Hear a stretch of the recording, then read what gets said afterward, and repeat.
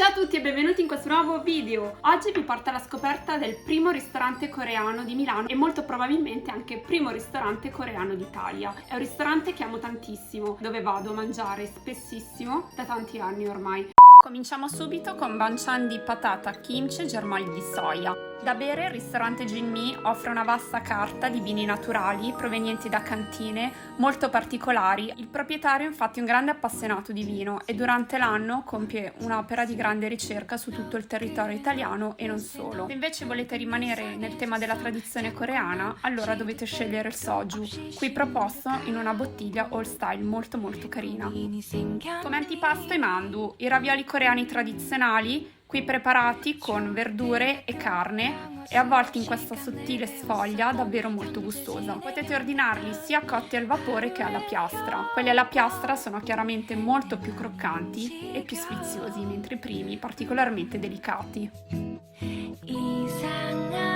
I tteokbokki sono i famosissimi gnocchi di riso coreani. Qui vengono preparati in casa quotidianamente, basta guardare la forma e sentirne la consistenza, sono veramente morbidi, condiscono con una salsa piccante, ma non troppo piccante, carote, zucchine e fish cake.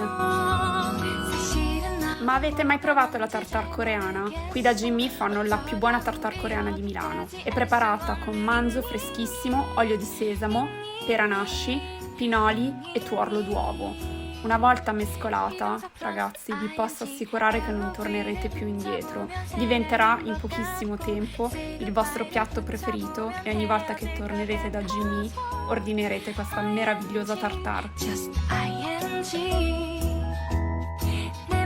Un altro piatto freddo tradizionale perfetto per l'estate è il Munnengmen, ovvero spaghetti di grano saraceno immersi in brodo ghiacciato con varie verdure tra cui rapa, carne di manzo e uovo sodo. Sono dei noodle dalla consistenza un po' gommosa, molto lunghi e molto saporiti. Se non avete mai provato un piatto del genere, che all'apparenza sembra invernale e invece è davvero estivo, ve lo consiglio caldamente. Potete condire questo piatto con delle salse fatte in casa a base di wasabi, molto saporite.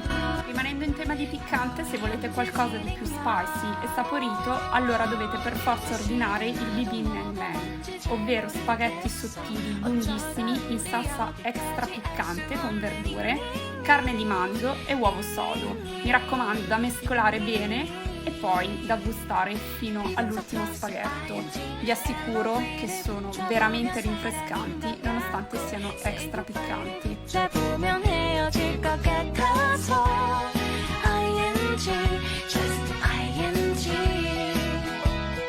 Ma quante volte lo abbiamo visto nei drama, il bulgogi? Tantissime. Qui lo preparano con carne di manzo e carne di maiale marinate con l'aggiunta di kimchi. Un'esplosione di gusto.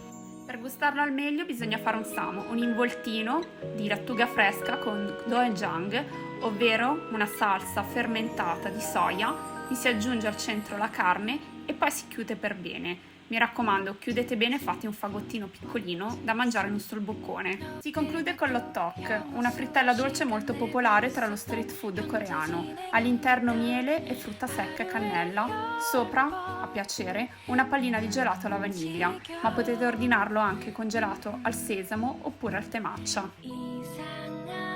Ciao, sono Cielo, sono il titolare del ristorante coreano Jinmi Milano. Il ristorante è aperto dal 1985, adesso siamo alla terza generazione, facciamo cucina tradizionale coreana. Ho cominciato a lavorare al ristorante 7 anni fa e adesso gestisco pienamente tutto il ristorante. Nel cambio delle generazioni abbiamo dovuto un po' adattarci ai cambiamenti che ci sono stati perché comunque siamo un ristorante, posso dire, storico. Per non rimanere indietro abbiamo dovuto adattarci un po' alla nuova moda, però abbiamo sempre cercato di mantenere il carattere e il cuore della cucina coreana tradizionale, cercando di non edulcorare troppo la nostra cucina che ha tanto da offrire. Adesso il ristorante è conduzione familiare, cucina ci sono i miei genitori, in sala abbiamo altro personale, io sto sia in cucina che in sala. I miei genitori sono venuti qua in Italia nel 92, all'inizio sono venuti per studiare canto lirico e poi hanno fatto una decisione di cambiare completamente vita e di lanciarsi in questo mondo della ristorazione. Lo stesso vale anche per me perché ho fatto ingegneria edile, poi ho deciso di cambiare anch'io, sono lanciato in questa attività. All'inizio mi sembrava sembrava molto più facile, poi come tutte le cose quando inizi a fare da 0 a 100 capisci davvero che c'è davvero tanto lavoro. L'organizzazione è essenziale, soprattutto per i piatti tipici coreani, perché richiedono tanto tempo. Il processo di fermentazione, la marinatura della carne sono processi che non si possono fare in 20-30 minuti, ma richiedono 2-3 giorni. Una cosa che cambia tantissimo è anche il processo di fermentazione in base alle stagioni. Il cavolo cinese che va fermentato durante la stagione estiva e durante la stagione invernale seguono due procedimenti leggermente diversi, soprattutto il tempo di fermentazione e la temperatura dove va conservato il kimchi, che è proprio il contorno principale della cucina coreana, cioè il cavolo cinese fermentato in salsa piccante. E la marinatura è il secondo processo fondamentale della nostra cucina. Facciamo la marinatura della carne di maiale, carne di manzo, carne di pollo. Tutti i processi hanno una preparazione minimo di 2 giorni, per non parlarvi poi anche del pesce crudo. Può sembrare la cosa più semplice di questo mondo, ma i ristoratori giapponesi lo diranno molto meglio di me. Il processo che c'è dietro un piatto di sashimi è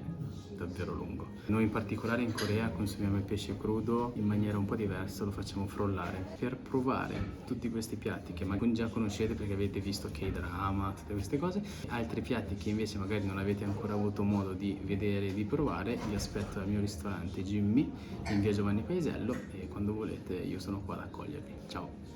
Annyeong! Spero davvero di avervi invogliato a provare Jinmi, che ripeto adoro alla follia. Vi ho mostrato soltanto alcuni dei piatti che potrete provare, comunque non mancano tanti altri classici come le zuppe, il mitico pollo fritto. Ce n'è davvero per tutti i gusti e per tutte le esigenze, anche per chi per esempio non mangia cibi contenenti glutine oppure per chi preferisce piatti prevalentemente vegetariani. Anche per questa volta è tutto, vi aspetto al prossimo video. Ciao!